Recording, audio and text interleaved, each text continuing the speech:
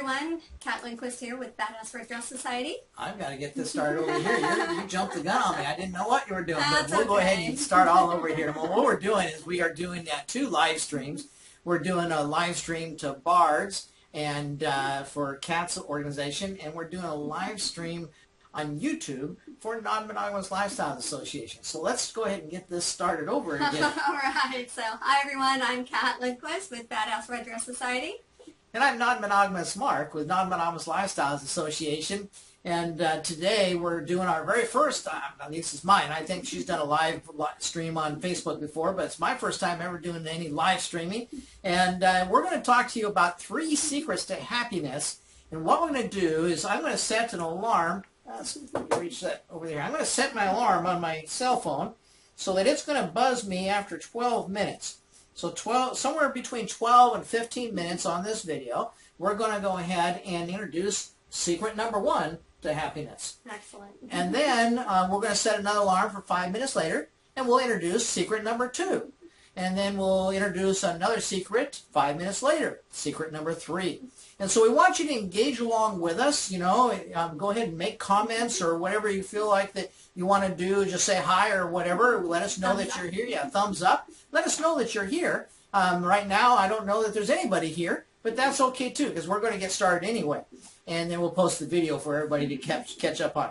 Excellent. And so we're going to go ahead. Let me get my timer going here for the 12 minutes. Excellent. Okay, so we got the 12-minute timer going there, and so then this is this live stream is our first time, or my first time, but also I'm going to do something that's really different today, because often I make a lot of videos, regularly make videos, and post them to my YouTube channel. And with those videos, I tell stories of my life, but it's always kind of what's gone on in the past. So today, we're going to tell stories of our life.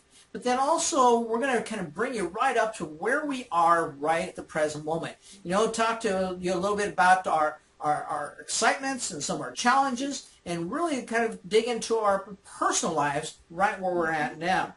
And so that's something new. We've never done that before. But to start out then, we're going to go back 12 years. And 12 years takes us back to, what, 2006. Yeah. And where were you 12 years ago? Well, 12 years ago, I was living in Northern California, and I was married and had a 6-year-old daughter. And I was really struggling at that point in time. I had been married for 13 years, and the marriage was an unhappy marriage. It was not a healthy marriage. And I had already tried at one point very early on in the relationship to change it and even leave it. And I kind of got stuck in that relationship. And so, as any good wife does, you just kind of grin and bear it and make the best of it. I was on a trajectory, though, that I had done that for a long time. And in 2003, I made my first real serious attempt to end the marriage, and that failed. And I was still in it. And so by 2006, I had been in some counseling and was back on a trajectory to try to end it again, which my second attempt ended up being in 2007. But I was also in a place in my career that things weren't working out so well, and just was really in a place of severe depression, and emotionally, physically, I was not doing well. But I slogged on because that's what you're supposed to do. And yet your job in your career, you had a good job. No, I was in an ebb and flow at that point. So I'd had a good job for several years, and that ended. And then I tried another job, and that one wasn't going well.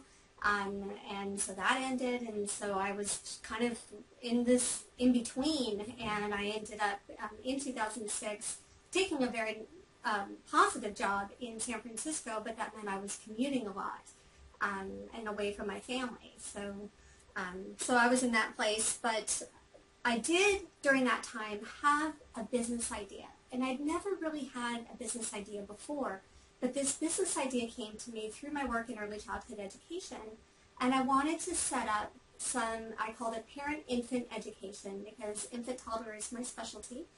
And I wanted to set up kind of like a Mommy and Me, but more than just a play group, but it was really an educational time where parents and their babies would come together in small groups And I would do some education around infant respect, infant communication, infant engagement, so that parents really could give their children a solid start. And yesterday was an example of how much that people could use education like that, because we were watching a video together, and this couple with 2 children, one's just an infant, maybe 6 months old. Oh, no, I'd say he was about 16 months old. Oh, 16 months ago. Okay, year and a half old. Yeah. And then the other is a 6-year-old girl. And the 6-year-old little girl went to... Yeah, she was making faces and kind of teasing the little boy. Getting in the little boy's face. Yeah. And so he kind of swatted at her, and the parents were like, no, don't hit your sister. And then she started making kissy faces and got right up into his face to give him a kiss, and he's backing up, and they're like, no, let her kiss you. That's your sister. And they just don't understand. The child is trying to communicate in the only way that the child knows how to. Right. And they are sitting there constantly trying to correct the child first by saying, don't hit your sister. Right. All he's trying to do is to protect his personal space. Right. And then secondly, they're saying, allow her into your personal space, Yeah. even though you don't want her there, because she's giving you a kiss. because and so parents just don't understand these kinds of things, and then how instrumental it is as a child, and then we become adults, and we don't understand why it is we have some of the issues that we have Right. around personal space and boundaries and things of this nature. Exactly. Because in this case, that little child, the boy, is being taught that your boundaries don't matter. Exactly. That's right. And yet the girl, she's being taught that. She doesn't have to respect someone's boundaries. And so, it's important to be able to know these things. Yeah. And so you were thinking of being able to have a business of providing some education to parents. Right. And so this was something that I thought about in 2006, but it never really went anywhere because I knew I didn't have the support from anyone in my family that I could be a business owner because I wasn't good with money. Mm-hmm. So that's kind of where I was in 2006. How about you? Where were you in 2006? Well, in 2006, it's after I had a beverage company I owned at that point, and after 16 years of working 80 to 100 hours every single week, I mean, an 80-hour week was a short week, and 80 to 100 hours to build that company every single week. I had been building that company for 16 years. Yes, I was successful. But it was a fight, a struggle all along the way. I mean, I won't take you through the stories. It would take a whole hour to go through the stories of the fights that I had with the federal government, the fights that I had with the state government, the fights that I had with suppliers in order to make sure I could do the business. But so yes, I had become, by 2006, I had tremendous success. I mean, I was making a lot of money. And, my best year, I made close to $500,000. And so I had made a lot of money. And but I had fought a lot of battles, a lot of fights to get in there. Now, when I was making a lot of money, I lived just a modest lifestyle. And so I started investing money in the stock market. And I invested myself in the stock market as well. And then I learned, I trained, and I took and spent a couple of years of really learning how to make things work in the stock market. And I learned some secrets in the stock market that very few people know about. And that is, I learned how a lot of these people make fortunes with very little money getting started.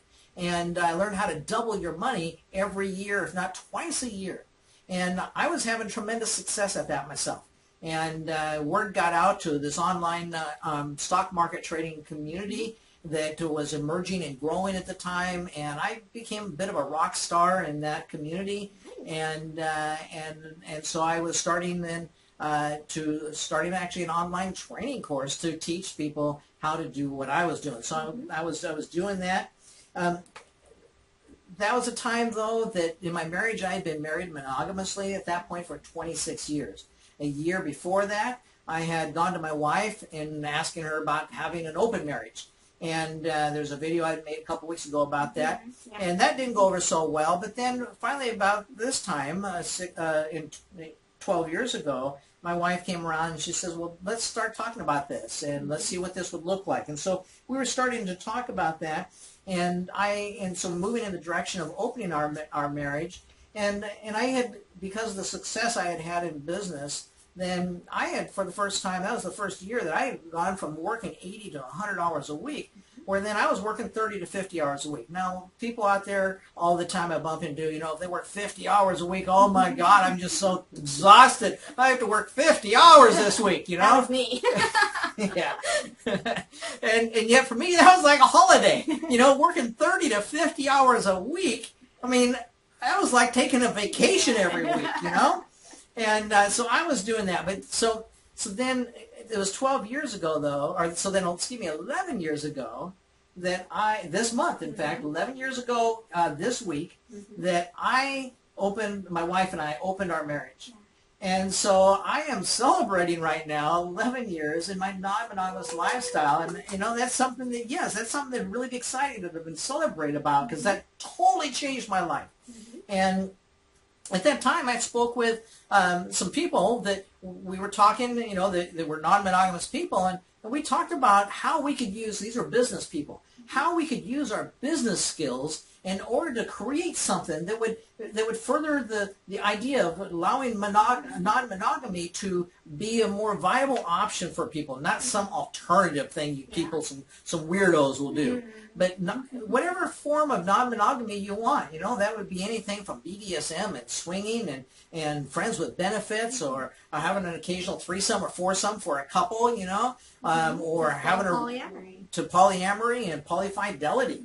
And so there's a big spectrum in there. I mean, a huge spectrum. And so that's where I was then in 12 years ago. I was just getting my open relationship started and celebrating that part of my life. I was just starting that celebration. Nice. So we want to fast forward to where we are closer to today. Well, before we fast forward, in case there's anybody that's joined us here, and we're going to go back. We're going to be talking here about 3 secrets to happiness. And some people, as we talk about these 3 secrets, they might naturally, knowing us and knowing what our business is about, stuff. What do you think one of those secrets are that people might think it could be? Well, I'll bet some people will think that it's about our sex life. Well, that's what was in my mind too. Some people would be thinking that, yeah, if I had a sex life like you, I'd be happy too. And it's not just about that. And the thing is that today we're not going to talk about that as being one of these secrets at all. Nope. And because you see, the secret of the sex life that we have and that we enjoy is really the benefit of the 3 secrets that we're going to talk about. That's right. Okay. That's right. Oh, and there's our alarm. Oh, that means we get to segue.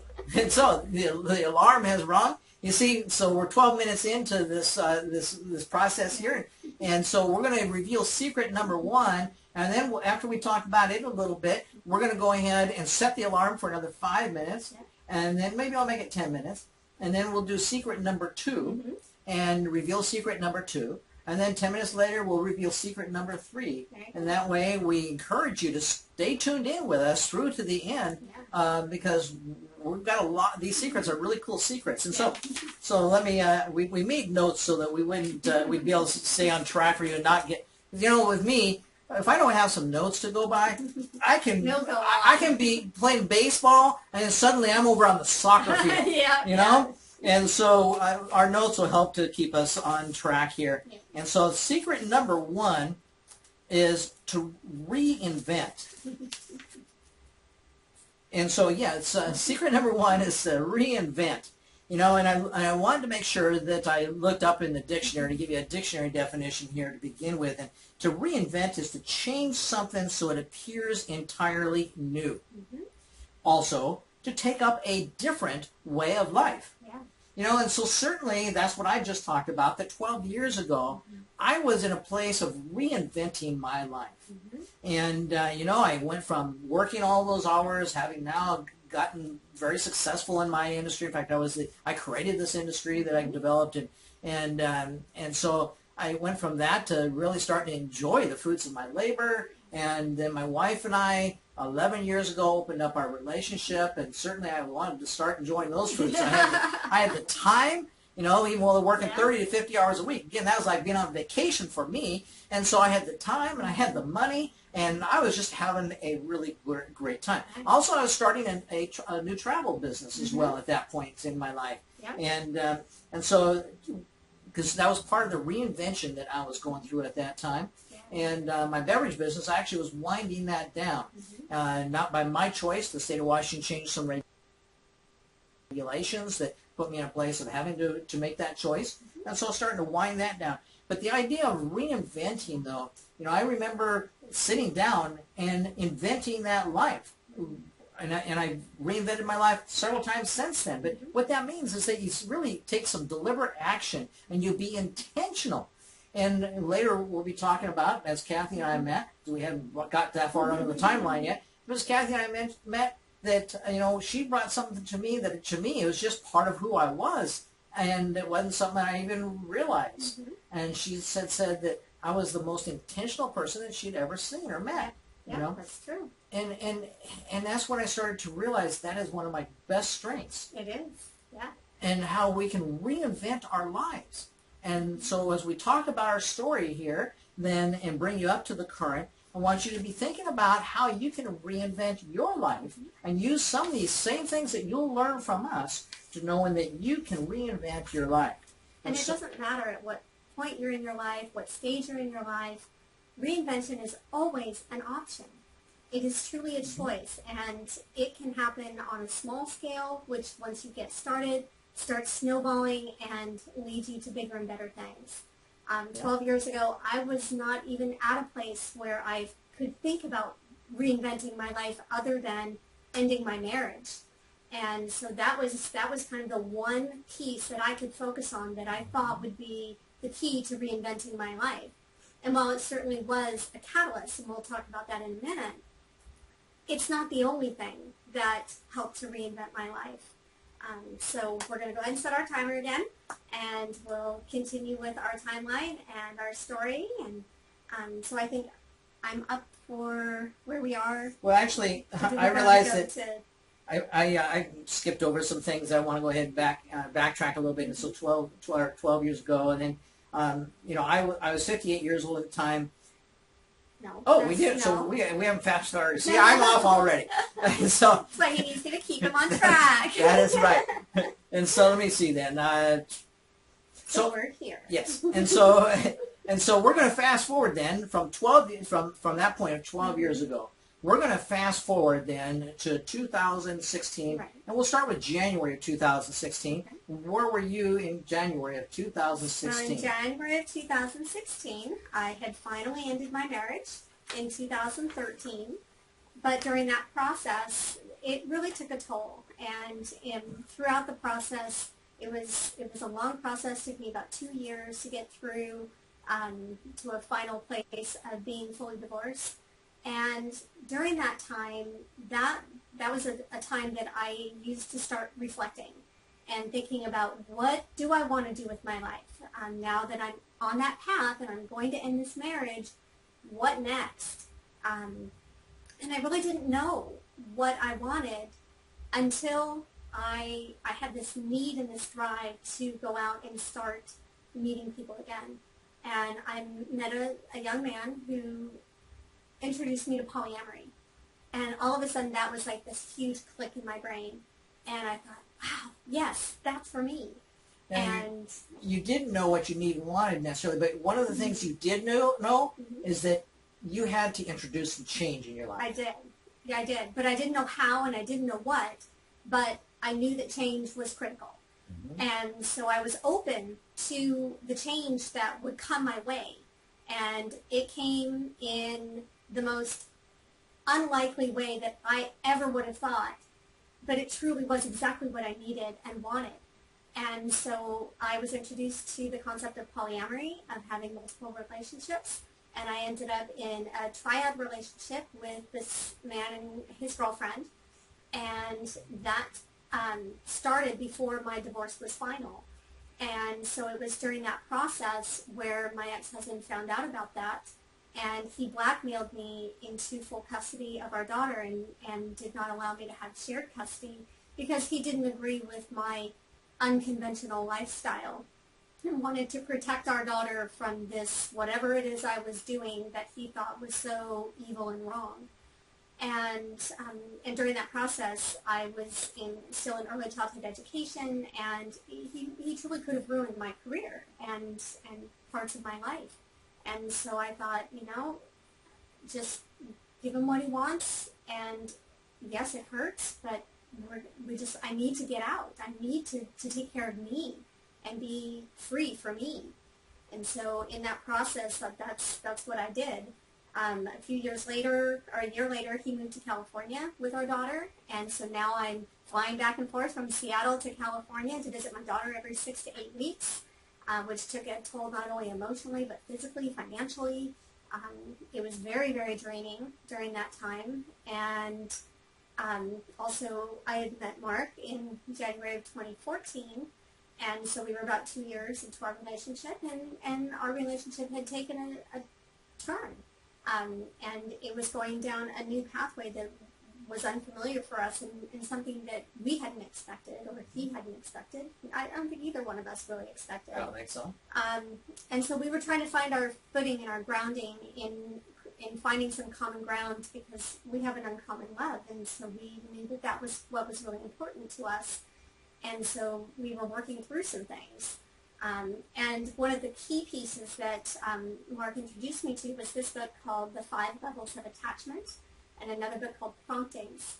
And these two books were instrumental in my personal development, as well as we utilized a key resource called More Than Two in creating our polyamorous relationship, which was also a really incredible resource.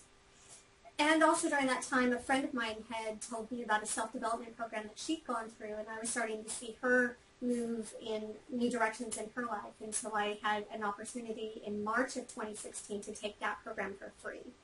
And so there were some pathways and trajectories as I was beginning to reinvent my life.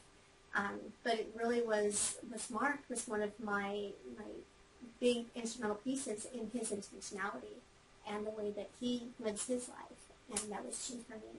Because one of the things, January 2016, it was just September right before then when my wife came to me and said, I'm changing directions. No, 2016. Oh, January 2016, yes, I'm sorry, yes. That's okay. Yeah, I'm getting off track with that. So, in January, we'll not take you through those stories, but January 2016, at that point, I was 58 years old, and it had been a rough couple of years, and so I was ready to reinvent my life again. Now, a rough couple of years because that when we met, I had a travel business, and I was working to build the travel business. When we met then, I lived in a house that the summer after we met, you and I went up on the roof because there was a problem, Yep. and we learned that we had to strip the whole roof off, and that meant the plywood, the roofing material, the plywood that was up there, down to where you'd see the sheetrock underneath, and the insulation, the rafters, and everything, and then I didn't have money to finish and do anything about that, and so I was definitely in a place of needing to create some newness in my life because of where I was. I have another partner. Her name is Chris, and at that point, I had been in my relationship with her for 4 years, and she lives in my house with me, and so we were living in that house without heat in the winter, and also we're living in that house when it would rain, and now when it would get down below 50 degrees. Then we'd fire up the pellet stove. Yes, it had the heat, but I didn't have the money to pay the electric bill if I turned on that electric heater. And because remember, we had no roof. Yeah. And so if I turn on that electric heater, it just goes straight up. And so I couldn't afford to pay the heat bill for that to try to be comfortable. If it would go below 50 degrees, then we'd go ahead and we'd fire up the pellet stove to try to keep it so at least it was above 50 degrees. Right. And so there Chris was. She'd been in a relationship with me at that point for 4 years, and she was suffering right along with me, and so we've been through a lot, and I still had a beverage business that I had owned at that point for 26 years that I was winding it down, and I also managed a smaller house. They have a smaller house. My house where I live is 2,600 square feet. smaller house. It's 800 square feet. And it was a house that's in a probate process from when my grandparents passed away, and I'm the executor of the estate. I had a renter in there. She'd been in there at that point for a year and a half, and things had gone well. And and I purposely kept the rent really low so that she could just be a long-term, good long-term tenant. Yeah. And well, then that was January. She had been a good long-term tenant for a year and a half, but then by March, she moved some people in that it's like she didn't tell me, it's against her lease. And it's like, who are these people when I see them, And, oh, they're only here temporarily. Well, that was March. Well, then April, she missed her first month's ever rent. And that just started the downhill roller coaster spiral of problems, and which then come the next January 2017, I went ahead and started legal eviction process on her. Now in Washington State, I didn't have the money to just be able to take and throw $5,000 to an attorney and say, here, fix my problem for me and get her out of my house. And so go through a legal eviction process. So it was a very long process, and she stopped paying rent. So by the time September 30th, 9 months later, I was finally able to court got her out of that house. It cost me, it cost me $2,000, $2,500, somewhere in there to get to that point, to get her out and her unauthorized tenants. And then I was able to go into that house and see what the damages were that were done, and extensive damages done to that house. Now, in the meantime, because I'm having financial difficulties all of my own, well, I forgot to mention back in July, I'm going to go ahead and put a stop here on that story, and I'll come back to that, because it looks like then we're going to go to going back to our 3 secrets to happiness. And a moment ago, 10 minutes ago, I introduced the first secret, and I said that a lot of people said that they probably could tell what maybe some of our secrets are, and they said that one was going to be our sex life. Right. But no, that's a benefit to our secrets. And what do you think something else is that people might say is our secret to our success and happiness? I would think that it's our freedom lifestyle. That, we live in Southern California, and I fly back and forth. I got this great jet set lifestyle. And so some people might look at that. So it's about our lifestyle and what money can do and bringing us happiness. Well, that's not it. It's not. Okay. Not yet. And not yet. Yes, we're attracting more money to us, but that is definitely not it. And so then, what is the second secret? The second secret is to reboot. That's correct. So as we talk about reinventing our life, the reinvention is, what is the design? What is it you're going for? What new Be intentional, because you can create that design, and you can create the life that you desire and the life that you want. That doesn't mean that it's going to happen overnight. Right. But you can take and sit down. When I got a college degree, I was the first person ever anywhere in my extended family, anybody to ever go to college. But it took me 5 years to get to college. So I didn't just show up, fill out the paperwork, and then they gave me my diploma so that I went out and then got a degree got a job as a college educated person. It didn't happen that way. Right. And so, I had to go through a process, a journey of learning. And then once, after a long time of learning and spending money along the way, then I started to be able to go get a job where I could earn. Right. But in the reinvention, it's a process. Once you kind of know the trajectory you're going on, you're going to be constantly rebooting. So you're going to try something. You're going to go down this path, and you're going to see if it works. And maybe it doesn't. Maybe it doesn't go quite the way you want it to, or it doesn't go the way you want it to at all, and you decide, oh, that didn't work, but how can I then change that into where I want to go? And so you're constantly rebooting. You're constantly looking and assessing, where am I? How is it working? How can I shift it? How can I make those tweaks and those changes so that I keep going down the trajectory I want to go on? And sometimes people, when they reboot their life, they reboot their life in a way that doesn't take them down a path or through a journey that's going to increase their happiness. I mean, going back 12 years ago, you talked about that you were in a place with your jobs, and so, you kind of rebooted, right? But it didn't take you down the right path. Same thing with your marriage. No. You rebooted your marriage. I tried several times to reboot the marriage, and it didn't go. And the thing that a lot of times people do when they reboot is they lose focus of really what's fundamentally important in their lives. And we talk about this, I talk about this in my videos particularly all the time. That is increasing your abundance, your liberation, and your freedom. And when people do these reboots, they go down paths which do just the opposite. It increases their limitations. It increases their restrictions. It increases their obligations. You know, and it takes away their freedoms. And it certainly doesn't liberate their life. Right.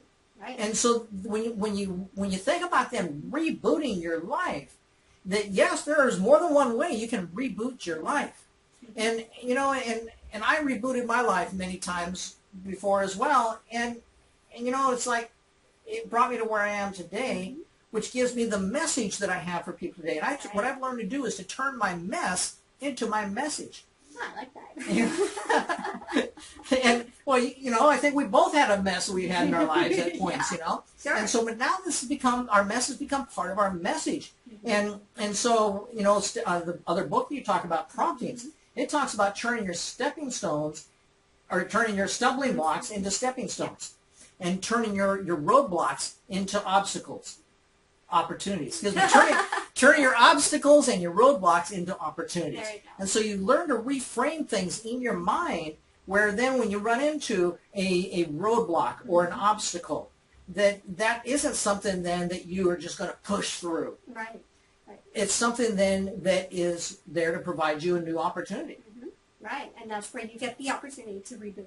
That's correct. And Right. so we've done that several times then. So we're going to go ahead then, and so let me just review. So the first secret is then to reinvent. Yeah. The second secret is to reboot. Now, in a moment, in about 10, 15 minutes, we'll talk about the third secret. But before we get there, there's one other thing that people might say. Well, yeah, I know what those three secrets are for them. One is sex, and the other is probably money, and the third secret would be, because I talk about this all the time. What would that be?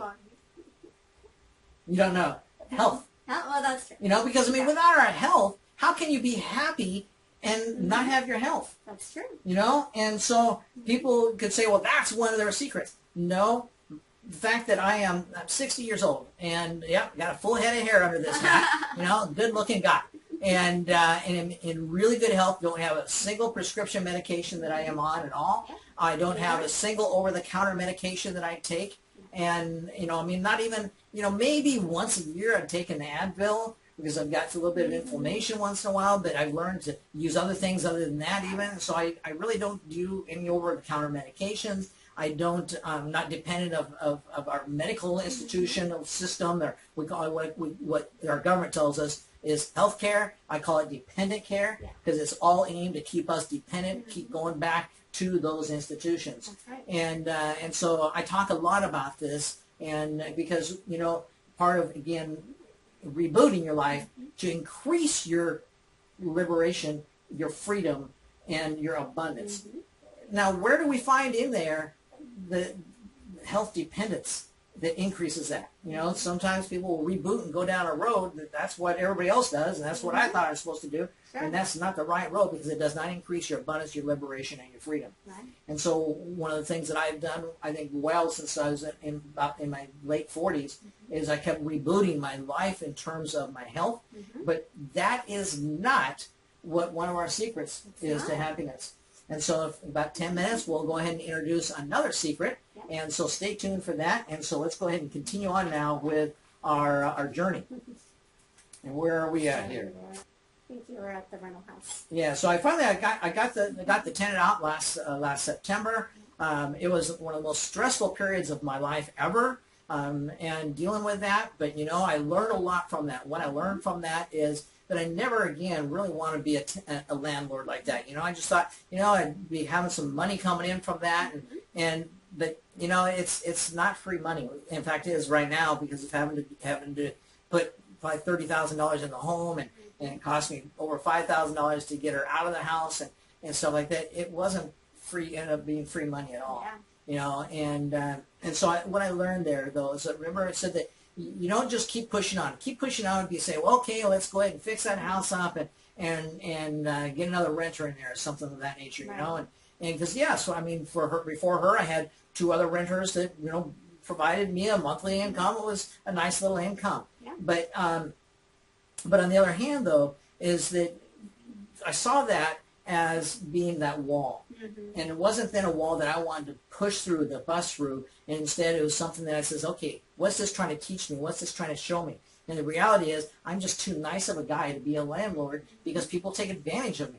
And then I believe the stories that they tell me, and I get deeper into the problem instead of getting out of the problem. And so I'm really just not something that I want to go down. I don't want to be a badass landlord, you know? And so it's not a road that I want to go down. To have to be somebody that just really is, I'm sorry, you're going to be homeless and in the streets if you don't pay your rent. You know, I just couldn't do that. And so I learned that, you know, instead I need to look for a new opportunity.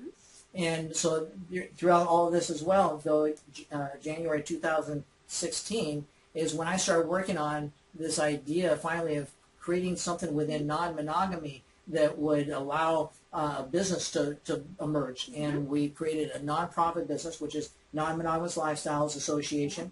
And so that business has emerged now. We launched that business then in April, started working on it in January, launched the business in April. You know, and then over the last 2 years since then, because that was 2 years ago, and I mean it's May now, so 2 years and 1 month ago. You know, I had really desires to really take off with it, and I haven't been able to do that because of some of the other issues and problems, like that renter last year, totally absorbed by much of my life, and so I couldn't do anything about it, and so that's where we're going to be going here with a story about where we're at now, and I'd be really excited to tell you some things of where we're at now.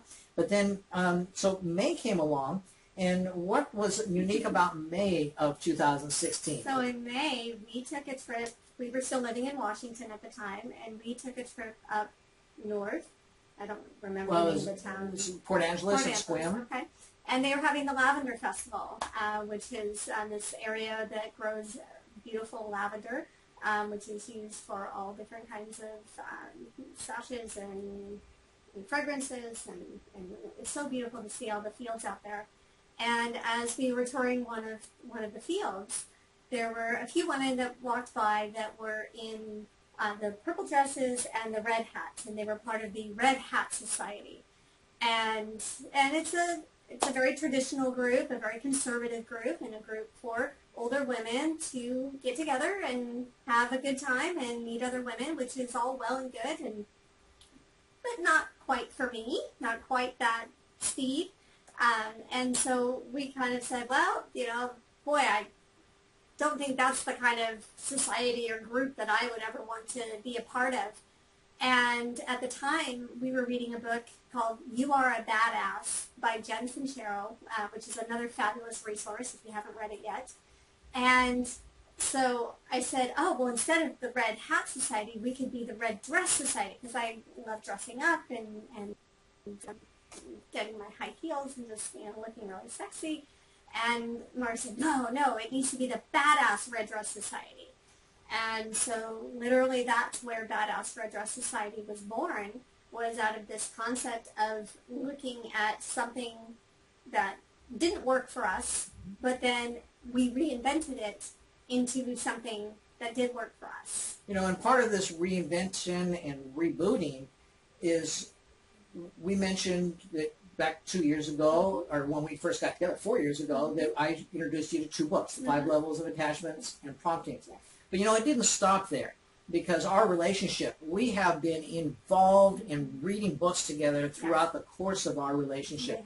That was a book, that You Are a Badass, that was a book that I introduced Kat to.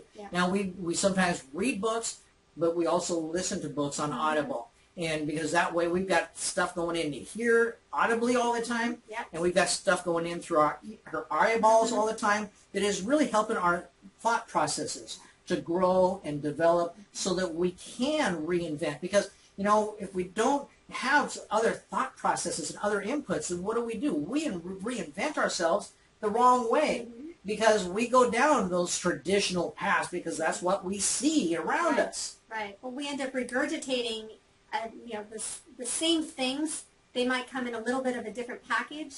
You know, we say different places, different faces, but it's all the same stuff all the time. It's the same energy and the same results that happen, because you haven't given yourself new input in order to make a new choice. So our reading habit is not one of our secrets, but that is really part of reinventing and rebooting.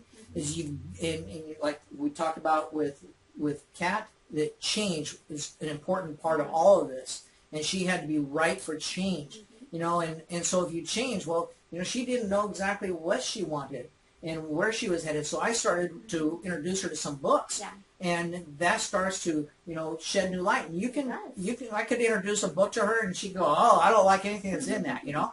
But fortunately, we share a similar energy, and she just like soaked these things up. And so she starts to grow and to blossom.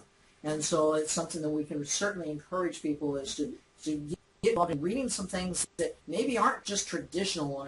I found in doing a study about people who are leaders in life and who read like a book a week and stuff like this, is that the average person reads for entertainment, whereas those people who are at the top of their game, they read for personal development and self-improvement. That's right. And so, and they read things that aren't just kind of toeing the line because they want to stretch their minds. Yep. And that's how they get where they're at. Yep. And so if you want to get somewhere different than where you are at today, give that a try by getting some other input coming into your ears, to your eyes, and starting to stretch your brain to see other things. I would have never ever been into my non-monogamous lifestyle from the religious lifestyle that I came from if it wasn't for me willing to at least take a look at, for me it was a wanting to look at, find out how to learn how to do sexual massages to my wife. That's where it all began. You know, so I wasn't afraid to go onto a website to learn about sexual massage and erotic massage. And then that particular website, they did certifications and coaches. And so I thought, there was an outfit in California here. And so I thought, I'm in Seattle. I wonder if they have any certified coaches in Seattle. And I went ahead and did an internet search. And sure enough, they did. And that's what then I found about polyamory. And it's just really opened up and changed my life. Nice. Okay. Now, May, one other thing that happened in May is you got off the airplane from coming back to Santa Barbara.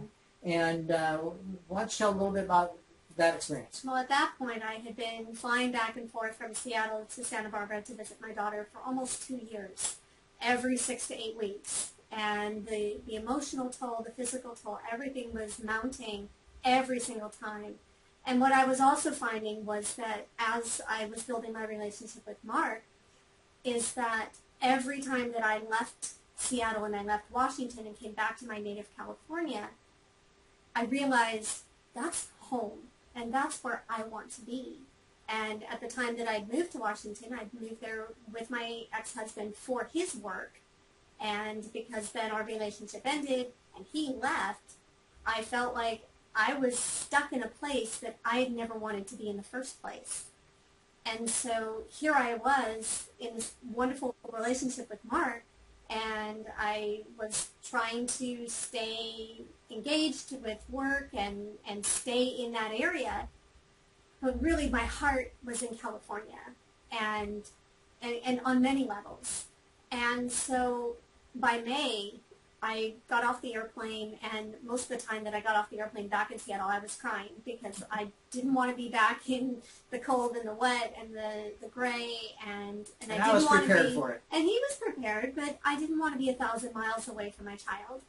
And so when she got off the plane this in May, particular time, I've been thinking, and I says, we have got to get you home. I don't know how it's going to happen, because I mean, that means a separation between us. Could that be the end of our relationship? Was that what I was suggesting? It's not what I wanted. No. But, you know, I knew also when we got together, her daughter came first before me, that's for sure.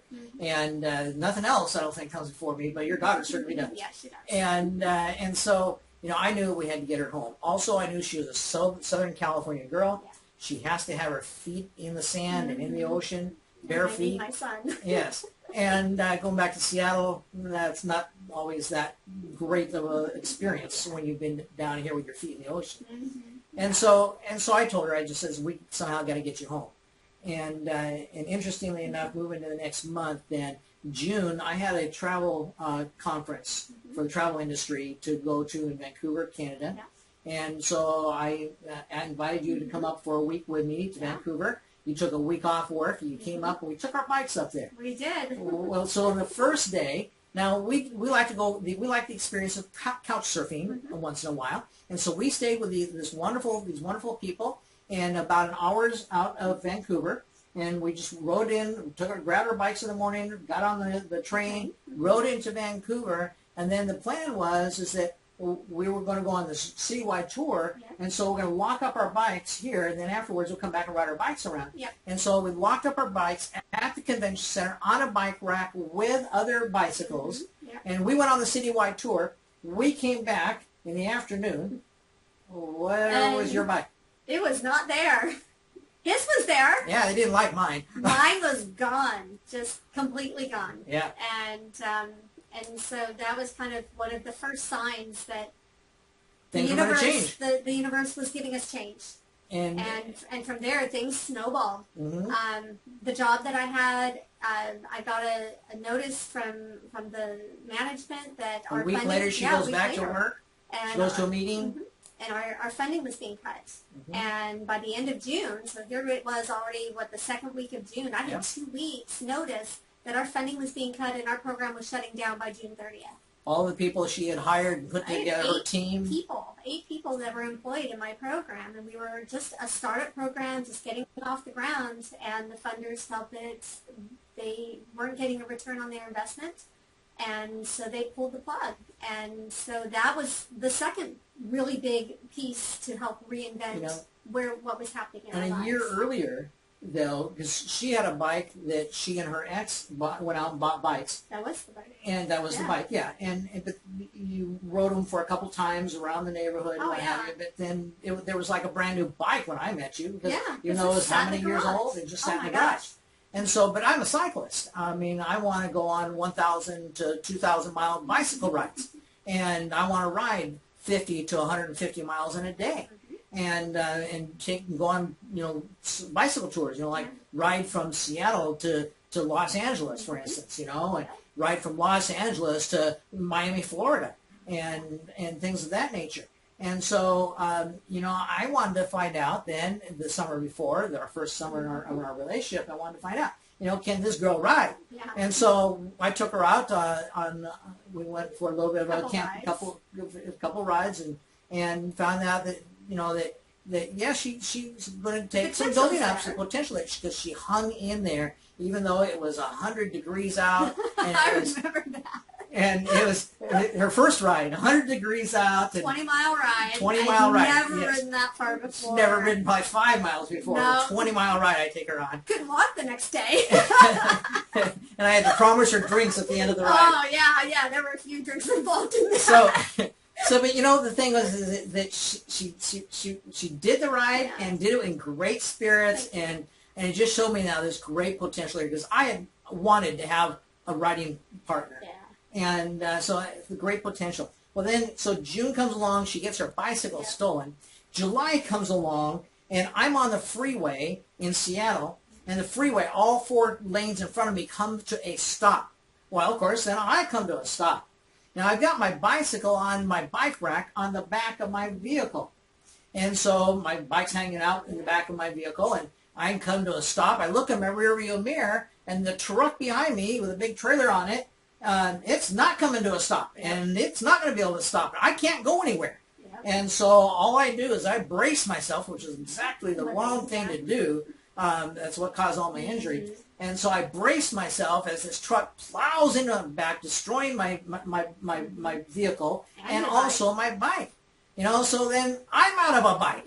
And myself, I'm injured, where then I'm still recovering today. I'm in pain every day and dealing with those issues.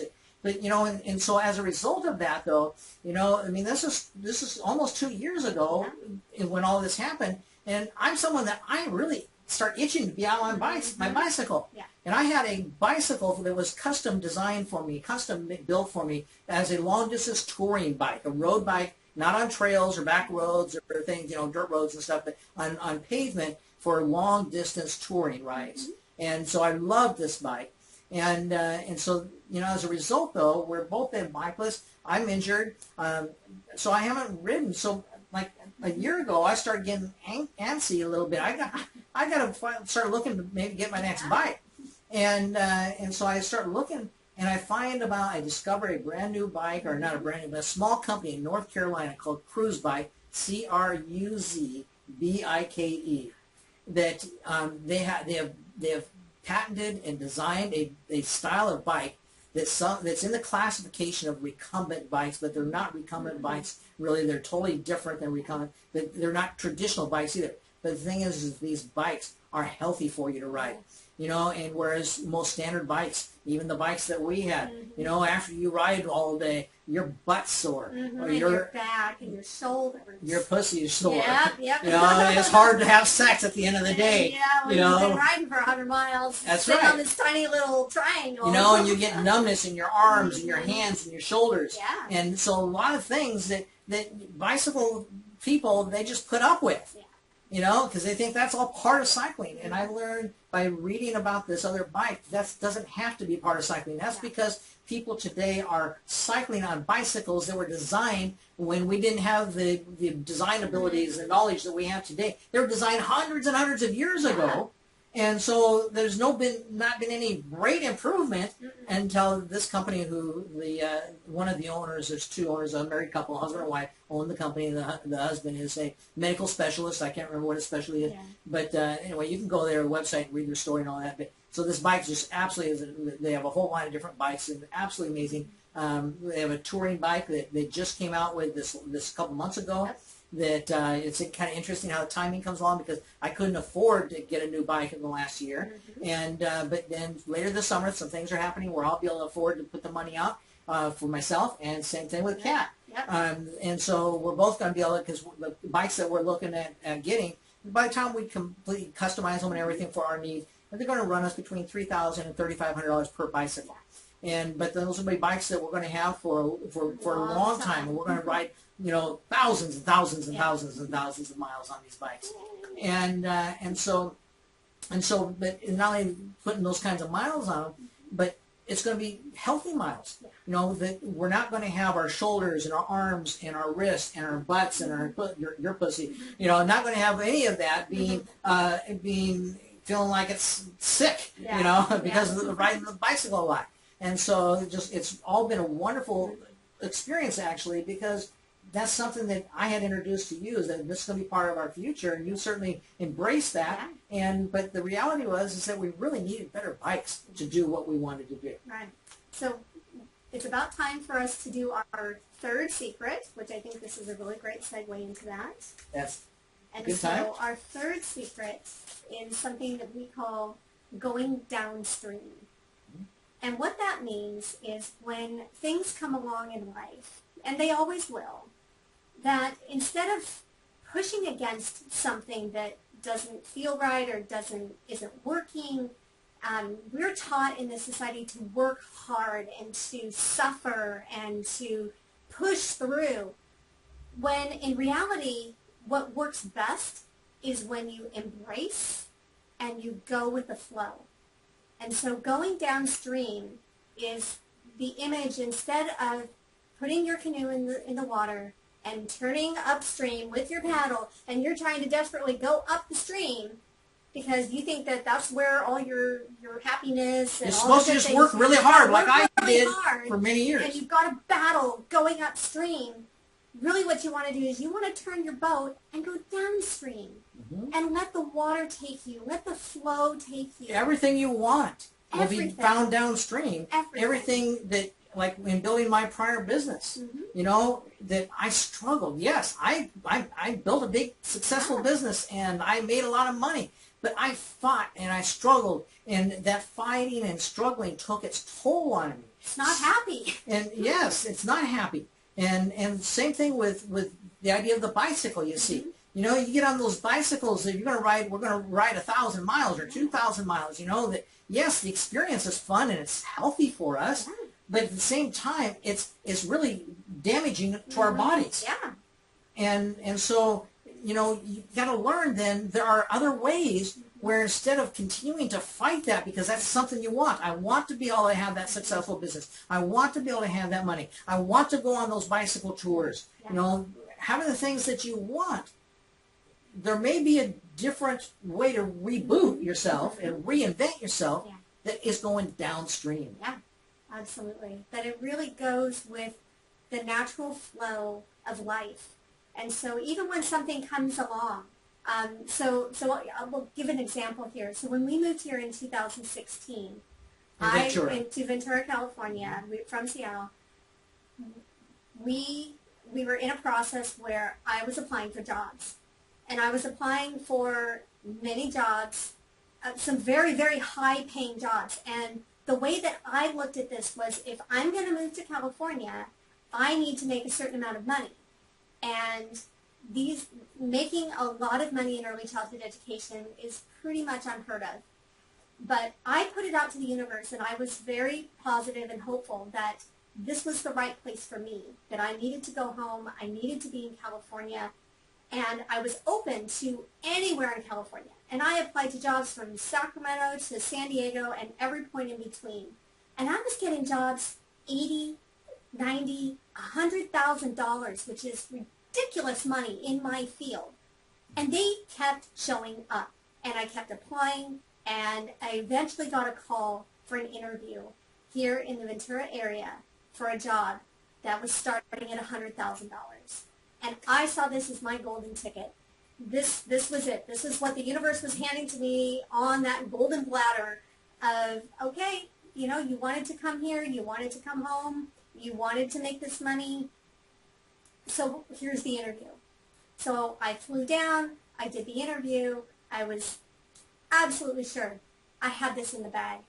Came back home, I was packing up, I had already let go of my lease, we were on this trajectory, and I get the letter that says... an email that says it's just between you and one other person. Yeah, one other person. Things are, you know, so we're in our final decision, and I didn't get it. That's right. The other person got it. The other person got it. So here I am 2 weeks away from moving. I have no job. I have essentially no money, so I can't rent an apartment. So I'm going, okay, now what? You know, that's that so upstream.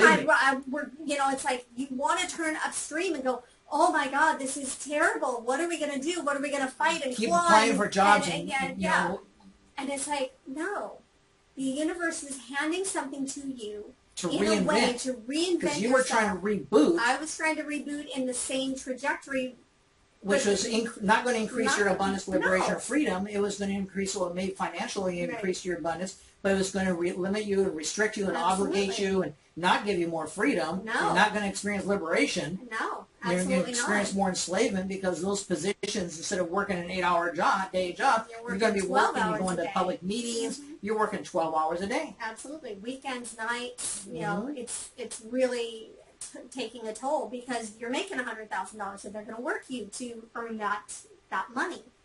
And so we put it to the universe to say, okay, we said we were going to come here. This is where we're going to come. We and didn't know where to go. We didn't know where to go. And so we started reaching out into our community. We went on to some groups on the internet for non-monogamous people, and we just said, hey, we're coming down there somewhere. Does anybody have a place for us to stay? Multiple people reached out to us, and you know, we were upfront with them, letting them know, you know, what we could pay and things like this nature, and so people from various places reached out. One place was here in Ventura, where she had interviewed for that job that she didn't get, but it was 30 minutes from her daughter, and so we decided that it was going to be in Ventura. And everything fell into place, because we decided, instead of fighting this and turning the attention upstream, that we were going to allow the universe to take us downstream and take us on this path and the flow of what was happening, where it wanted to take us, if we just relaxed. And that meant that when we got here, we had to reinvent. We had to completely reinvent. You know, it wasn't rebooting, it was reinventing. And I decided at that point that I didn't want a traditional job anymore. What is it that we really want? We wanted, it was the money, but why are the money, you know? And no, is that going to buy you happiness? No, it's not. We wanted abundance, we wanted liberation, and we wanted freedom. And abundance isn't always monetarily. No. And we get by just fine. Yes, we want to be able to, it's no secret that I put out in videos that I want to make $20,000 a month. Yeah. That's really just our jumping off point. That's our starting point. And but you come back, you gotta understand. Like when I first mentioned that to Kathy three and a half years ago, that my goal is to make $20,000 a month. What does anybody ever need that much money for? And but I mean, I made hundreds of thousands of dollars. Yeah.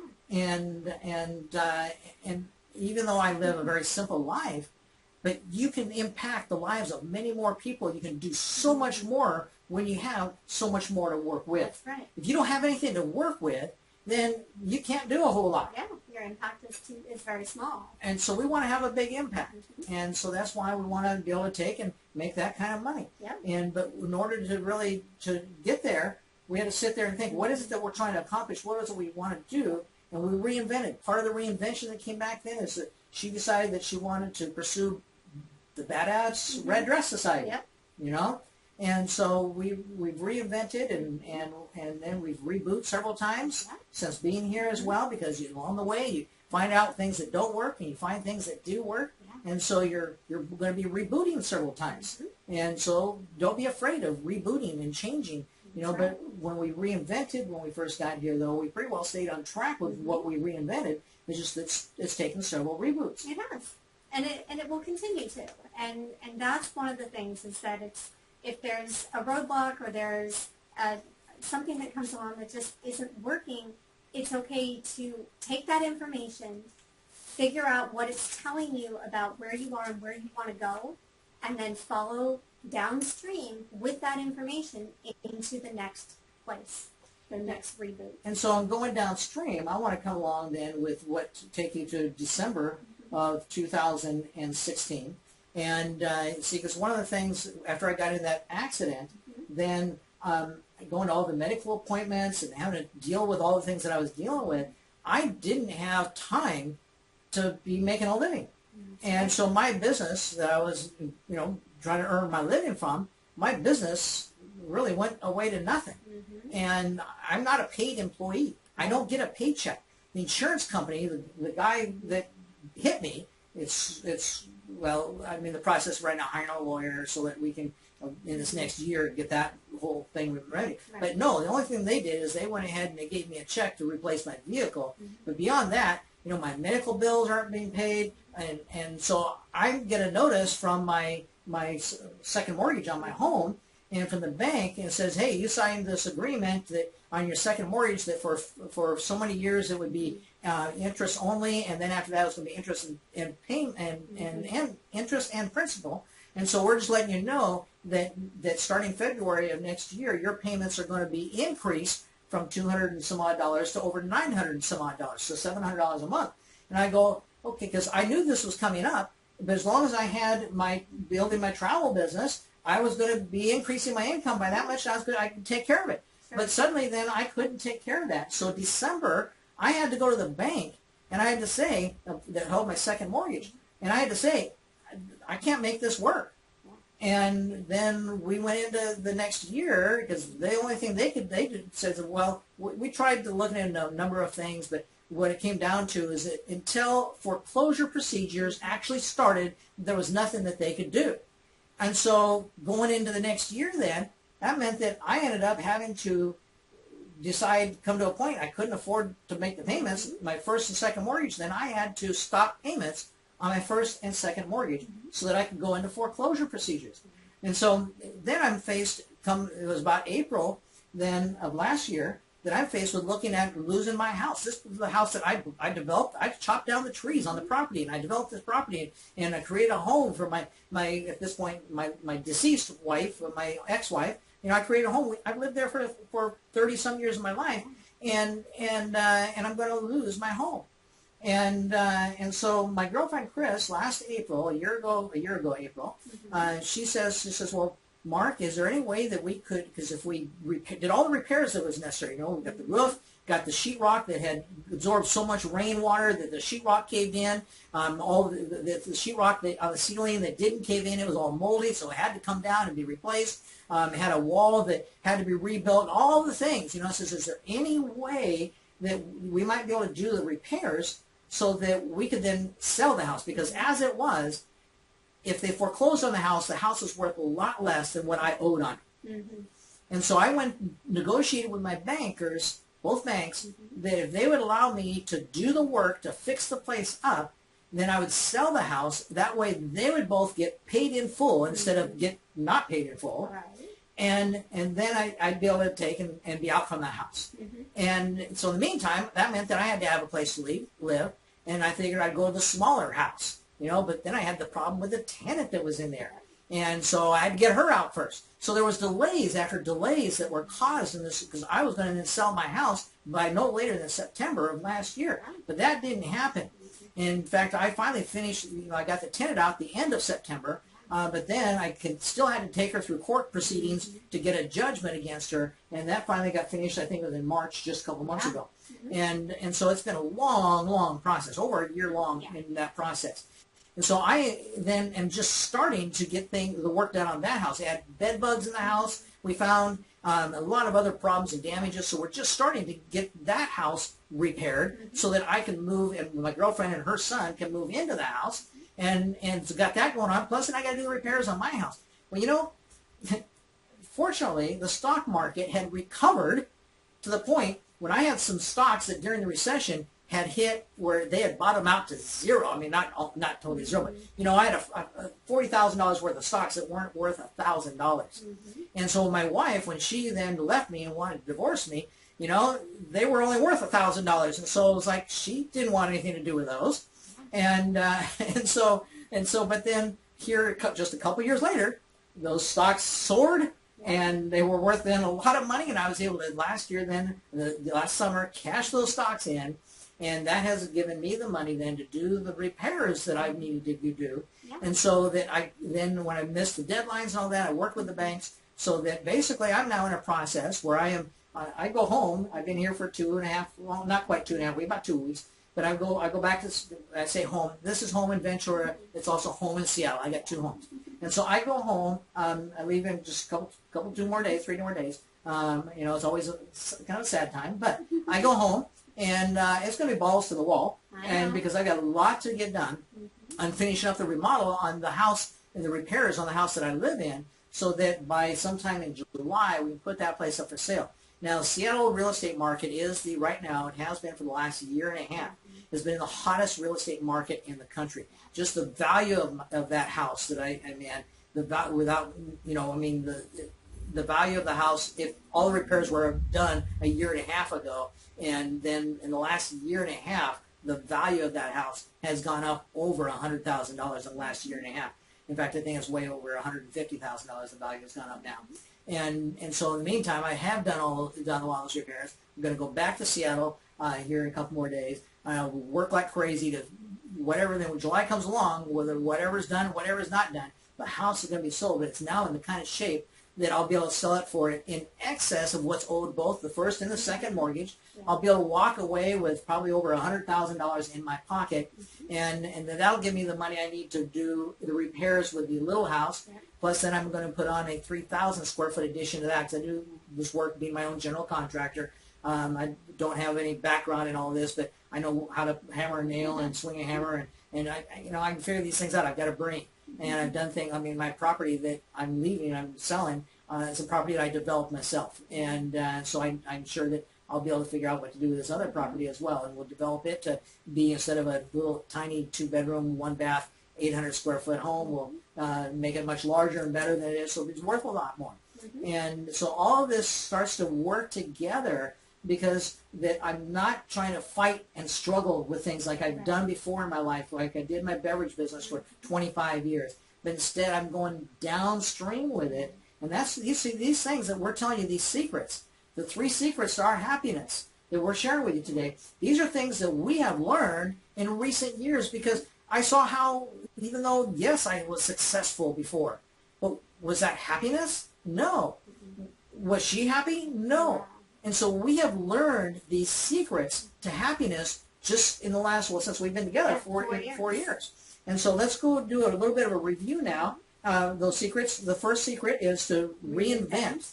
And when you reinvent, you're going to just change things. You know, that does not mean to reinvent by going and continuing down the same path with a job where you work, or to go to counseling again and continue on trying to hope that your marriage is going to improve.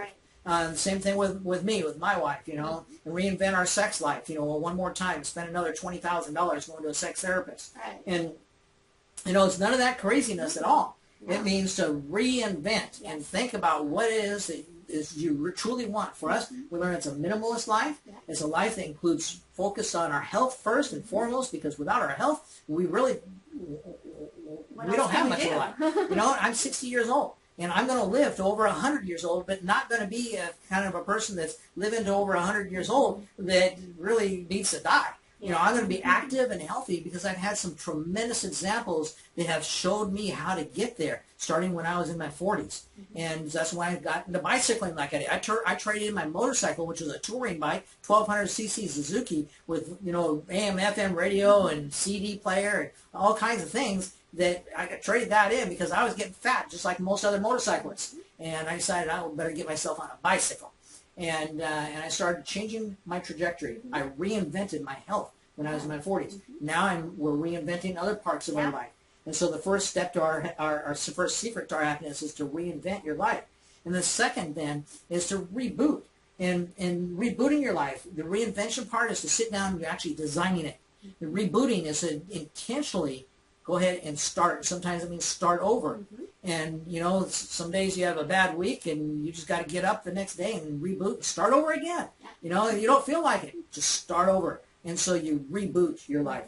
And the third, then, of our secret is to go downstream and not be in a place where you're just constantly fighting in whatever you're running up against, you know, to realize that what those things are in your life for. These are what we call resistance. There are two kinds of resistance. There's external resistance, those things that happen to us, which we can't do anything about. Like, for instance, the foreclosure on my home. I can't do anything about that. You know, the bicycle that I lost, that she got stolen, you know, couldn't do anything about that. There are things that happen, her not getting the job here in Minnesota. There are things that happen to us that some people say, that just happened to me. Well, it doesn't happen to you. Understand it happens for you. And when you understand that it happens for you, you understand then that is to help to guide you and not to try to fight against it, but to allow you to see something. For me, when my wife said, I'm leaving you, you know, I took that at first at that time, like that's happening to me. And that's why I was depressed about it. But then one day I woke up, it was about 3 months after she told me she was going to divorce me, and after 33 years of marriage. And I woke up and I said, wait a minute, I'm going to go on and reinvent my life. And I'm going to have a great life, an amazing life. And the life I have today, and in fact, meeting Kat was a reinvention.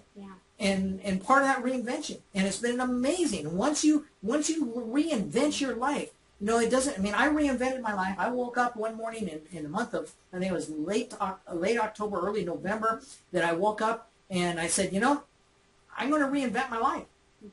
And so I did. And decided it was time to reinvent and then start over. And then was in January when I met Kat. And it's just been a fabulous, fabulous journey that we have had.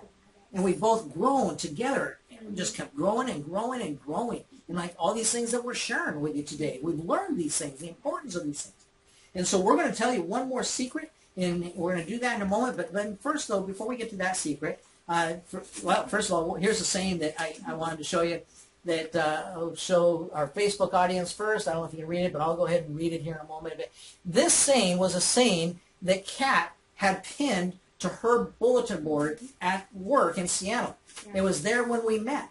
And the saying is, we must be willing to let go of the life that we have planned so as to have the life that is waiting for us. That's a quote by Joseph Campbell.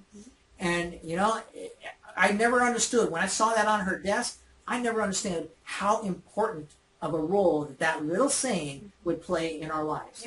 But that really has. It's been a process of that book, the 5 levels of attachment. Letting go. It teaches you how to let go. And so we must be willing to let go of the life that we have planned so as to have the life that is waiting for us. Yeah. And so that's what we have learned to do, is to let go and go downstream and have the life that's waiting for us. And we found that we've had a great life waiting for us. And what's waiting for us now? Let's go ahead and go right into that, talking about now. I mentioned to you about the house, and we're going to be selling the house in July, and then that process is going to free up my life, because then I'll be behind. I mean, I've been having to deal with housing issues for years, and as long as Kat has known me. Yeah. And so now that's going to free up my life. Now I'm going to be moving into the other house, so I'm still going to have housing things going on there. But the thing is that I haven't been able to do what I really had a passion to do with Non-Monogamous Lifestyle Association, because I've been so tied up with all this housing stuff. And so I'm going to go ahead and I'm going to have some time freed up to be able to pursue the passions that I have with Non-Monogamous Lifestyles Association. The other thing too is that it's going to give us some income. And one of the things we're doing with that income is we're going to the Philippines in November. And we're going to go take a 3-week trip to the Philippines in November. And there's a couple of different reasons for that, but it's part business and part pleasure. Yeah. And we'll be telling you all about that as that happens. But none of that could have happened if we didn't reinvent and reboot. The same thing with my house. If we didn't reinvent and reboot, it couldn't happen. And so there's just wonderful, wonderful things that just kind of like, it keeps us not only being happy, it keeps raising our happiness more and more. Absolutely. And so it's just really great. So is there anything else that you want to talk about then, where we're at now and what's coming up? Well, for Badass Red Dress Society, I've been working on creating some new content, and I have a meetup group here in Ventura, California that is starting to grow. And what I envision coming forward for BARDS is an online association membership, and I'll be putting out content for our members online so that no matter where you are in the world, you can tap into those resources. You can connect to us on Facebook. And I'll also be looking in the future to grow our meetup groups across the country and across the world so that women have opportunities not just to meet online and get the content, but to have a real community with real women that they connect with that are close to them, so that they have a network of women who are there for them, and it's their tribe, because that connection is so important. And we both of our business have a little bit of a different function, but we're in alignment as to what we do, and that is allowing people to be their best authentic self. And for me, it's allowing people to be their best authentic self, being a non-monogamous person, and helping them to flourish in that, and learning these things like what we're teaching here today, the three secrets of our happiness, and to learn these things. And so when she talks about that she's going to continue to develop BARDS, one of the things we want you to be prepared for is that we have a lot of value for you, but we can only provide that value when you're willing to also put out a little bit of money. And so we've got one of the things that's coming down the pike is a $30 membership per month. And because like right now, a lot of Kat's time is spent on working to earn a living. She does a couple different, three, four different things. They're all kind of independent little businesses things that she does, but to earn a living. But all that time could go towards BARDS, and that's where her passion is, and that's where she could really help so many more people than the one person at a time that she helps right now with her time. Right, yeah. But for us to make that happen, we need to grow our income, and one of those things we'll be introducing later this year, or maybe in the first of next year, will be our $30 monthly membership.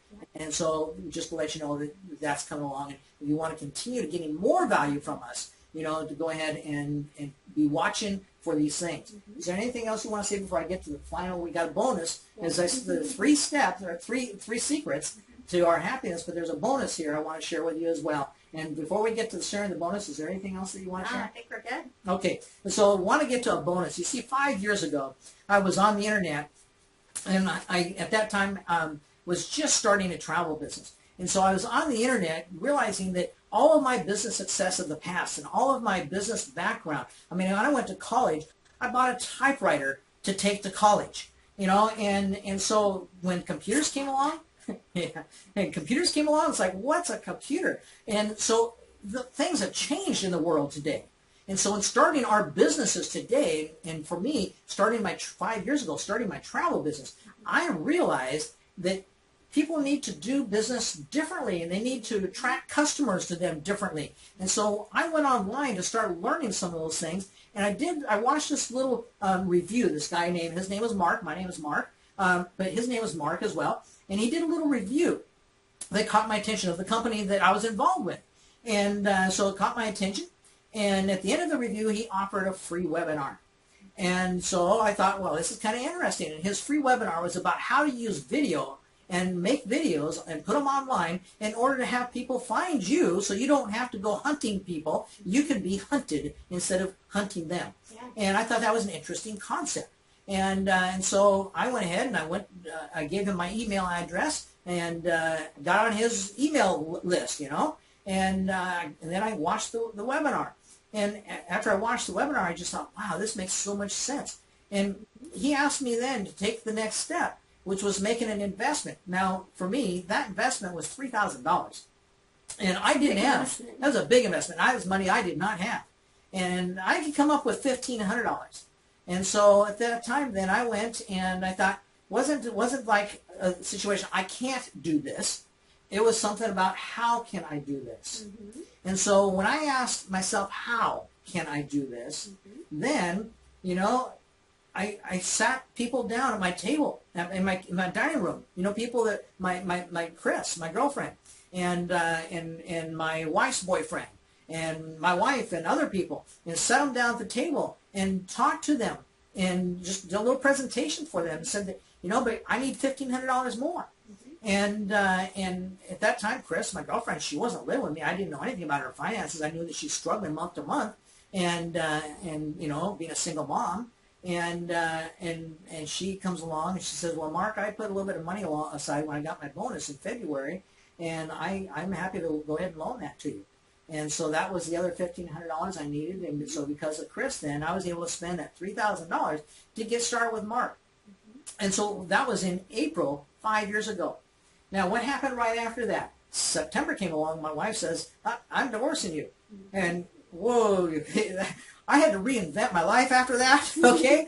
And so what happened is that I didn't care about any of that stuff that I had invested in at that moment. I had to care about other things and take care of other things. And so a year went by, and I wasn't doing anything with that money that I had spent and invested to learn the things that I wanted to learn. And so I could have said, well, I guess I'll just go ahead and, when I can, I'll pay Chris back, and I'll just fold up shop and I'll forget about all that nonsense. A lot of things I could have said, but instead I said no. And I just said, I'm not in a place right now. The timing's not right for me now. But I kept getting the emails. Mark Harbor was so good. He would send me sometimes 2 or 3 emails every week, and about things that he had going on, trainings that he was doing that wouldn't cost me anything. But, I just wasn't in a place to take advantage of any of that. But I stayed on his email. I never even opened the emails. Usually I just deleted them.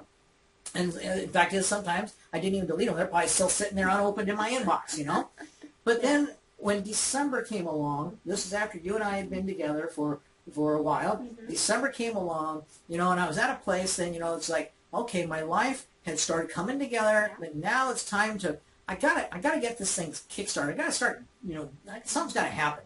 And I got an email from Mark Harbor. It was reboot. Yeah, I rebooted. I didn't reinvent at that point, but I had to reboot. Mm-hmm. And so I got an email from Mark Harbor, and that email from Mark, said that, hey, what are you doing for getting next year started? We've got some things starting here in December to help you, and they weren't costing anything. And so I said, great, I'm gonna go ahead and tap back in. And so I tapped back in. Now, Mark Harbor is a guy that I tapped into him because I related to him. He, I don't know how many years ago, I got connected up with him 5 years ago, so I'm going to guess like 8 or 9 years ago. He was in Los Angeles, married, a beautiful wife and a young daughter, and then they were both deeply in debt. Living. He was a technician for repairing air conditioning systems. He'd go up on roofs of buildings and repair their air conditioning systems. That's what he did. But then the economy collapsed, and he lost his job. His wife lost her job. And then it's like, oh my God, what are we going to do? They lost both their cars. They lost their house. What are we going to do? Now, his wife was from Chile. And they'd always said, you know, one of these days when we can maybe change our life, well, and we're going to take and go to Chile and see what it's like there. So Mark reinvented his life, and they went to Chile. And he got work there, you know, living with the relatives, and he got work there, but he didn't want to stay stuck there. And so he reinvented his life. And part of that was then is to learn how to create a business and create an income using the internet and using YouTube. And so he reinvented his life. And at the time, 5 years ago, that I got acquainted with Mark, he was making at that point about $2,000 a month.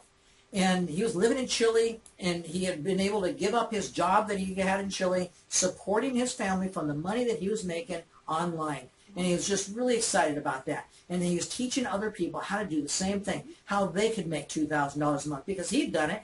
Maybe he was just making $1,000 a month extra, you know, on the part-time, because he had a job while he was getting started, you know. And so he was helping people to be able to do that, and that appealed to me. And I related with the fact that he had gone bankrupt and had to go to Chile and all that kind of stuff. And I just really related with him. And so fast forward now, 5 years later, I'm still tied in with Mark. Last year, he made over $1 million last year. Now, he doesn't live in Chile. He lives in a beautiful home in Florida. And Mark is one of the highest regarded people on the people that he gets invited out to speak to large groups and stuff today.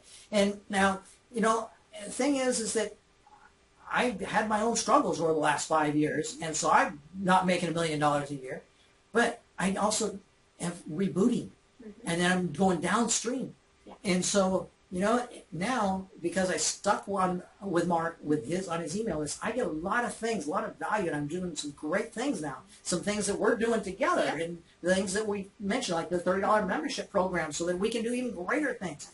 Right. And so all of this kind of stuff, you know, the thing is that we have an email list as well.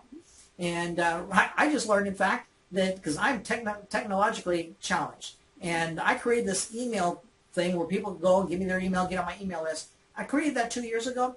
A year and a half ago it broke. I didn't know it. I didn't know it until 2 weeks ago.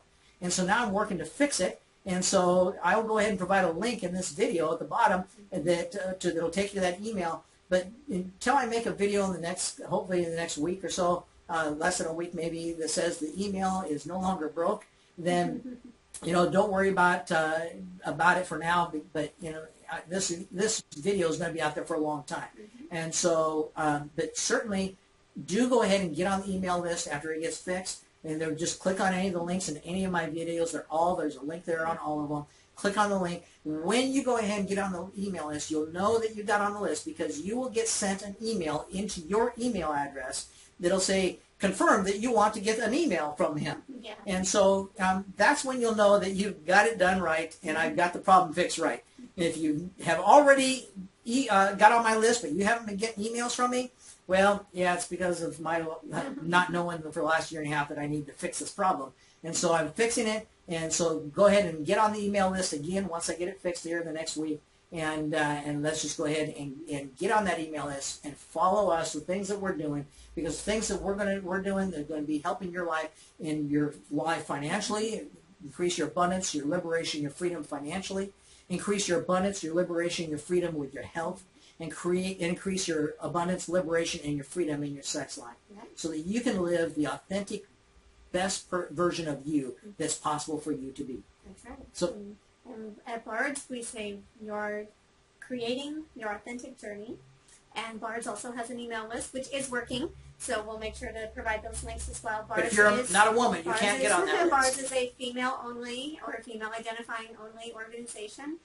So if you are female or female-identifying, then we welcome you. Transgenders are welcome. Yep, absolutely. So it's really important for women to have that specific tribe for us to connect to. And we can also be a part of Non-Monogamous Lifestyles Association so that we have our mixed-gendered associations and connections, because those are really important too. And very soon we're going to be kicking off a movement that we're so excited about, but we're not going to tell you today what it is. But keep watching the videos whether you're watching this through BARDS or through Non-Monogamous Lifestyles Association. When we are ready to kick this next thing off, it's going to be really great, and we'll make sure that you'll be able to know about that on the video, also on the email, because my email, we finished, her email is already done, so she'll be able to email you about it. She'll be able to go ahead and make a video and put out there as well. And so we appreciate you all for following us, paying attention to what's going on in our lives, because really what's going on in our lives, we just simply are sharing openly, sharing our real journey and our real story with you, because we think that our lives have learned a lot, and the things that we have learned are things that are of value to you. Yeah. And so thank you very much for being part of our audience. Thank you so much. We'll see you again soon. Thanks a lot. We can